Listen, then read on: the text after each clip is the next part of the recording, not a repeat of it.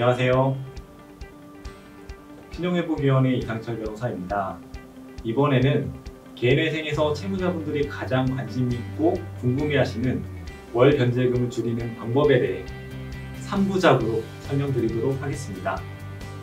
1부는 부양가족을 산정하고 생계비를 산정하는 방법에 대해, 그리고 2부는 구체적인 사례를 들어서 부양가족을 어떻게 산정하고 또 생계비를 어떻게 산정하는지에 대해서, 그리고 3부는 부부가 맞벌이를 하는 경우에 부양가족 산정 및 생계비를 산정하는 사례에 대해서 설명드릴 건데요.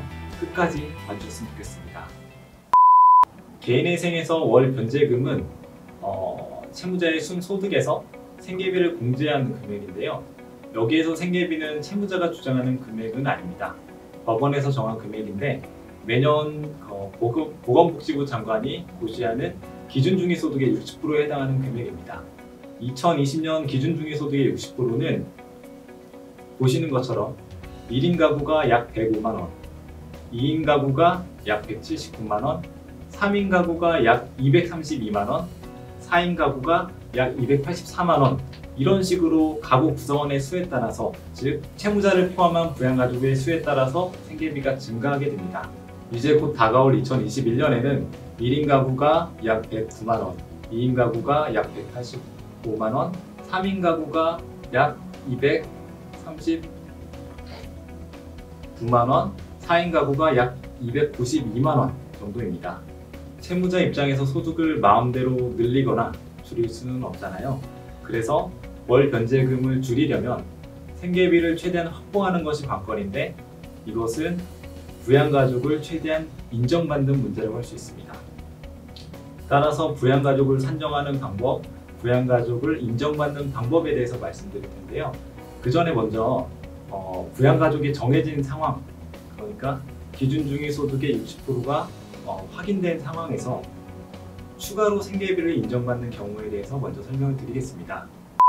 재판 내규인 개인회생 사건 처리 지침에서는 개인회생 생계비에 대해 원칙적으로 기준중위소득의 60%인 금액으로 보지만 특별한 사정이 있으면 적절히 증감할 수 있다라고 규정하고 있습니다.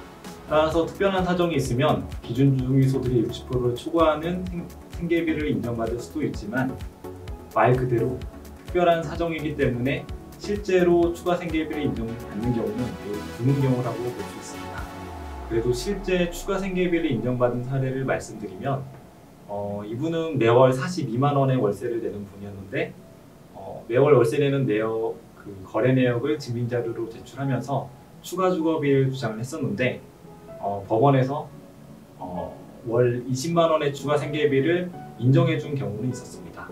추가 주거비 말고 추가 의료비나 추가 교육비도 증거자료와 함께 주장을 해보면 법원에서 판단을 해서 받아들여질 수도 있습니다. 물론 그 금액은 법원 판단하에 따라서 제한된 금액일 가능성이 높습니다.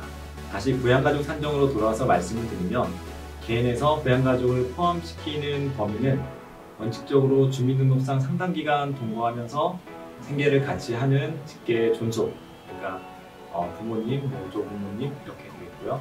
그 다음에 직계 비속, 자녀, 손자녀, 그리고 형제자매입니다. 물론 별거 중이라고 하더라도 채무자가 부양하고 있다는 점을 설명을 하면 부양가족으로 인정받을 수도 있습니다.